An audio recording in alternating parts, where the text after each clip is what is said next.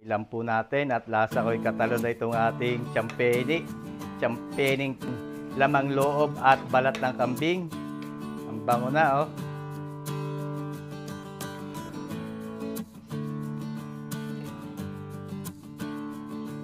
Ito na mga kabayo yung ating champeni lamang loob at balat ng kambing.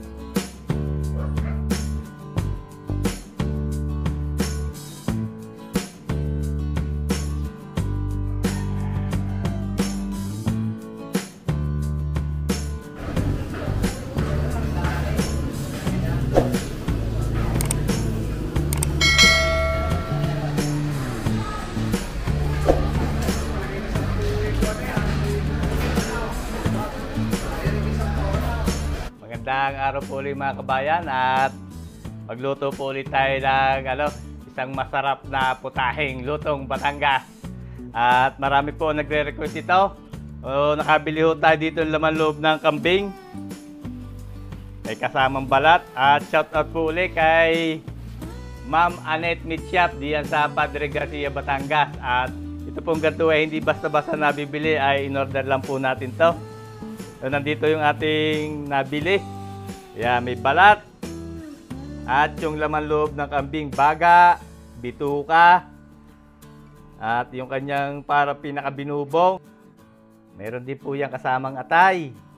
Yung bituka na maliliit. Itong parang libro. Ayan. Yan ang masasarap na parte ng kambing. At nandito po yung ating mga gagamitin. Meron po tayo dyan bell pepper at saka siling panigang, sibuyas at bawang. Gagamit po tayo ng pineapple juice, liver spread, tapos ay Worcestershire sauce, toyo, paminta, ketchup, at gagamit din po tayo ng tomato sauce. So, umpisahan na po natin at hugasan muna natin mabuti yung ating lamang loob ng kambing. Kikiskisin natin itong maiitim na ito at papuputiin muna natin bago natin ihalbos.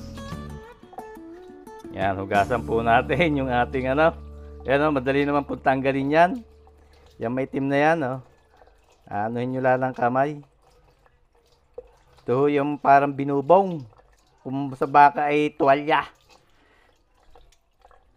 Papuputiin muna natin to.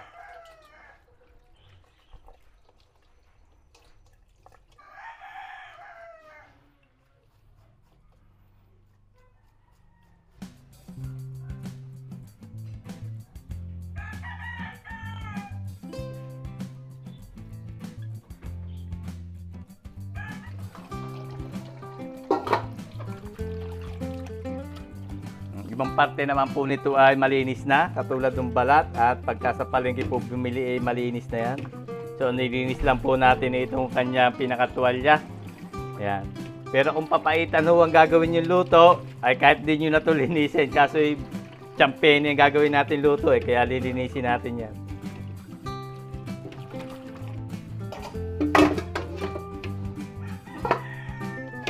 Pagka nauhawan na po natin, ay lalamasin natin mga kabayan ng asin. Lagyan natin asin at lamasin natin. Ito naman po ay malinis na at paggaling po sa palengke yan, malinis na yung bituka niyan. Mapira na lang sariling katay. Pero atin pa rin pong lamasin sa asin para mabawasan yung kanyang anggo. Pero hindi naman natin tatanggalin ng tanggal yung anggo at baka hindi na maging champening kambing. Pag walang lasang kambing. Ayan. Tapos, haw-hawan po uli natin. Babanlawan uli natin yan. Bigay natin dito sa strainer para mabanlawan natin yan.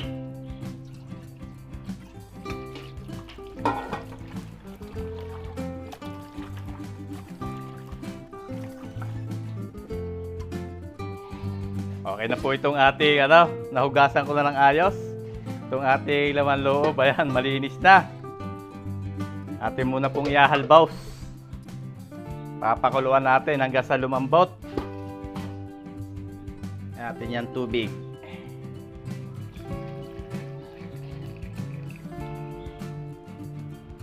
Okay, tapos lagyan natin asin. Pasta natin.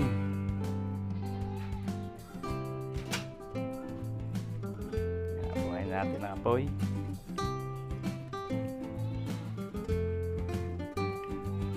Okay, takaluban lang po natin yan. At atin mo na yung pakukuluan, palalambutin natin. So, habang pinapakuluan po natin yung ating kambing, lamang loob ng kambing, ay hugasan natin itong ating mga gagamiting sangkap. At ipiprepare na natin. Maggagayat na tayo.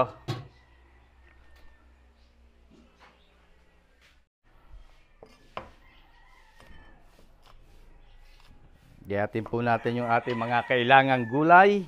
Unahin natin itong siling panigang. Gayatin lang po natin ng ganyan, parang pambopis.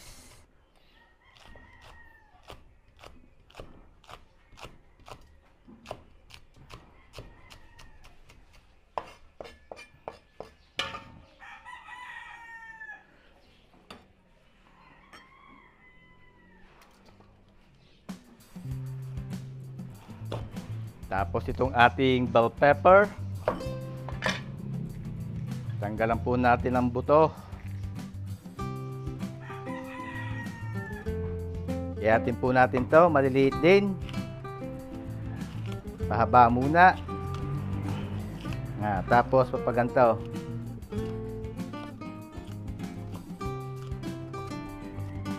Yan, ganyan kalalaki din, parang pambopis.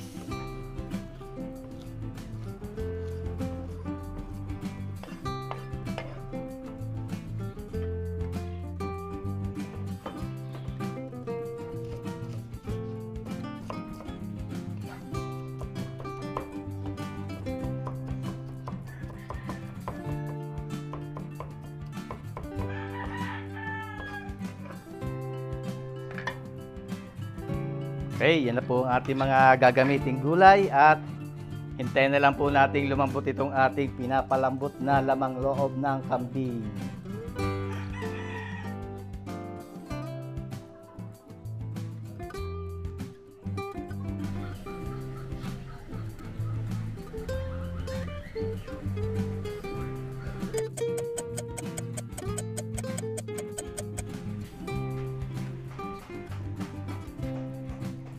Testingin natin kung malambot na po itong ating pinapalambot. Yun, lasa ko pwede na yan. Okay na po yan. Pwede nating hanguin at hugasan natin tapos gayatin natin.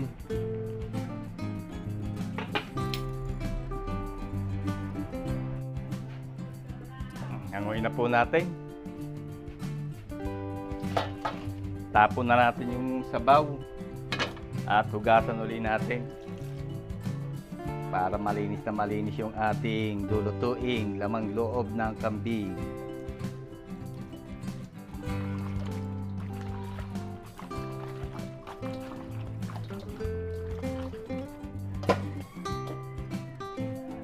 Okay.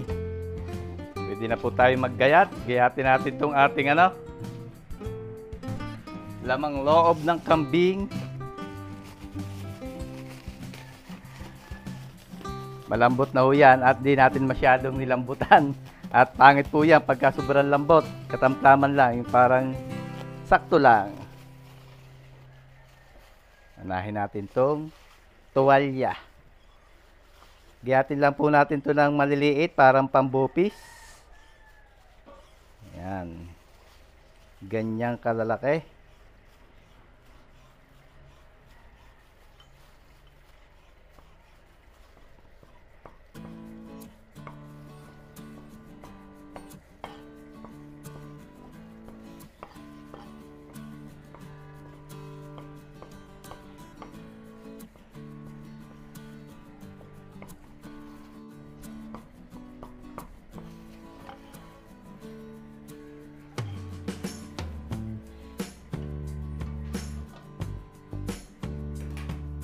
Okay, nandito na po mga kabayan yung ating ginayat na laman loob ng kambing at nag-init na po tayo ng kawali. Maglagay na po tayo ng mantika. Mainit na yan, oh. Okay. Tapos, optional po, gagamit tayo ng star margarine, kaunting star margarine. Optional lang po yung margarine, at kung ayaw nyo po ng lasa at merong margarine, pwede pong wala. Mag-isa na tayo ng bawang.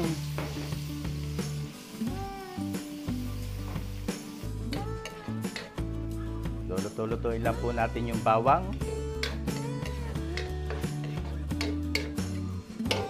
Kabango ng bawang, sunod po natin ang sibuyas.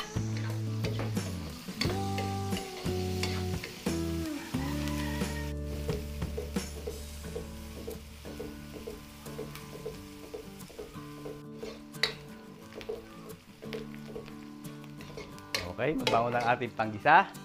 Hulog na po natin yung ating ginayat.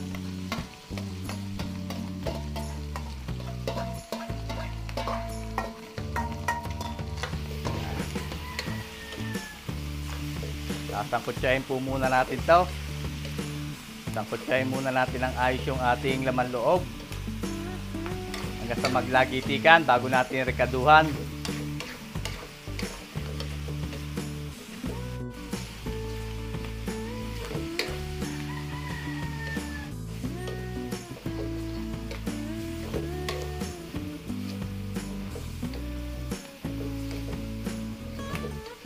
Okay, pagka ganyan naglalagiti ka na, pwede na po tayo maglagay ng ricado.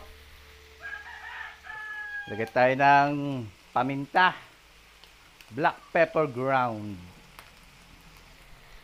Tapos maglagay din po tayo ng patak ng Worcestershire. Yan, pampabango. Toyo.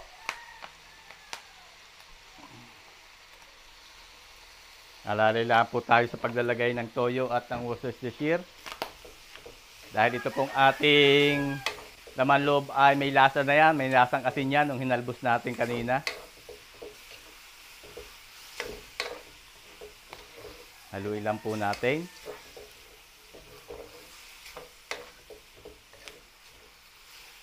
Okay. Pag ganito naamoy nyo na kumapit na yung ating mga toyo, sabawan po natin. Pineapple juice ang ginamit ko, mga kabayan. Okay. Pakuluan po muna natin siya sa ricado at doon sa pineapple juice.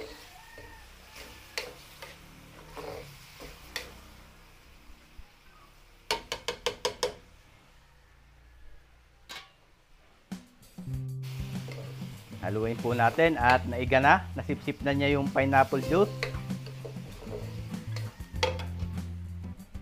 Lalagay po tayo ng konti pang sabaw at sauce. Lalagyan natin ng sauce at pangit po pag dry ang ating champeni para sisig. Ayan. Tapos maglagay na po tayo ng liver spread. Lagyan po natin liver spread. Ayan. Isang maliit na lata ng liver spread. Haluin natin.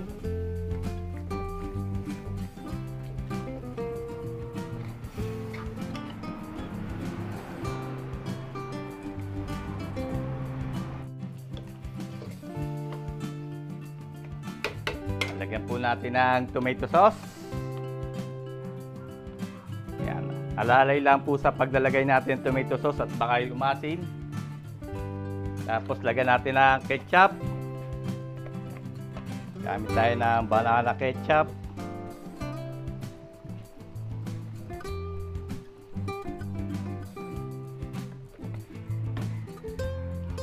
Haluin po natin.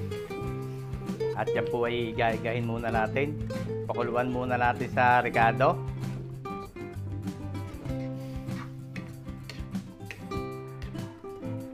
Ayan. Tamang-tama lang po ang sauce na yan. At yan po ay may iga pa. Masarap po ang sauce niyan.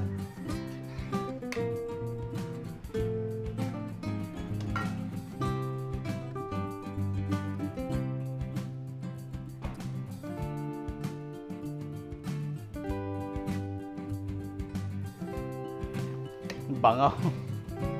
Lagay na po natin yung ating sili. Siling panigang para medyo manghang. At siling bell pepper at sal. siling pula. Hindi na po tayo maglalagay ng siling labuyo at baka sumubra ang anghang eh, hindi makakain yung mga bata.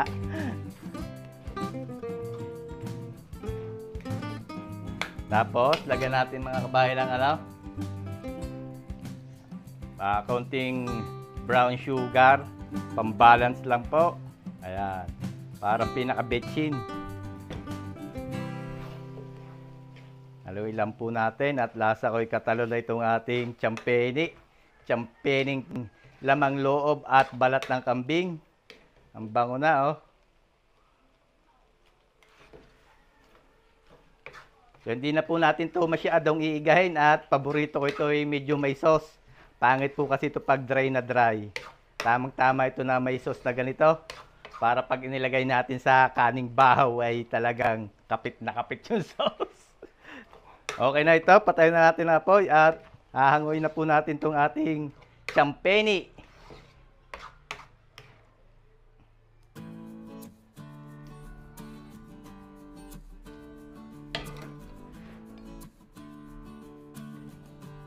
Maglagay na kagad tayo dito sa mangkok. At diretso tikim na tayo mga kabayan. Tikman natin. Oh. Ayan mga kabayan, ang ating champeni. Nausok-usok pa. Hipan muna natin.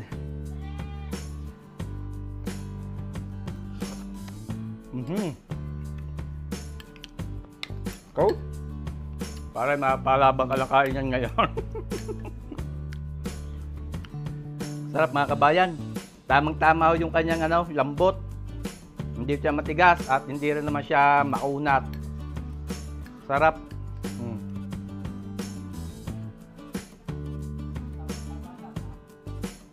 Sandukin na po natin ang ating champeni para tayo makakain na.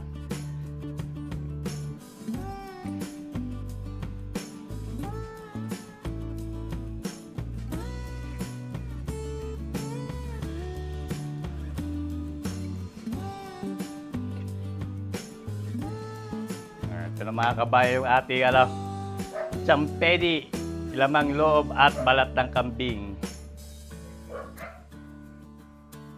Yan mga kabayan yung ating version ko ng champening, lamang loob at balat ng kambing. Napakasimple lang pong gawin at medyo matagal-tagal lang yung pagpapakulo at pagpapalambot ng ating balat at yung laman loob.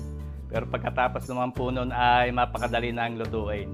Pwede niyo po yan subukan, lalo na ngayon may mga okasyon, pampulutan at masarap din po talaga yan pang ulam. Champening, balat at lamang loob ng kambing, Batangas style. Kaya mga kabayan, at husgahan na ni paring Shernan at ang aking bunsong kapatid yung ating luto. Kumuha na silang kanin at testingin na si paring Shernan.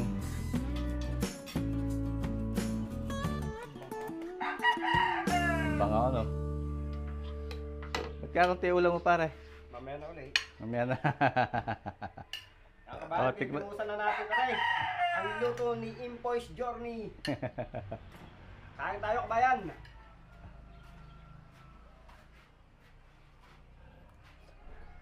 Ayun. Ang lasa, pare? Tama lang sa anghang. Tama sa anghang, Tsaka hindi siya masyadong malakas yung lasa ng kambing, Pero lasang kambing. Sarap, kabayan. Ayan, tamang-tama mga kabayan sa bahaw. Pwede nyo pong subukan sa inyong mga tahanan.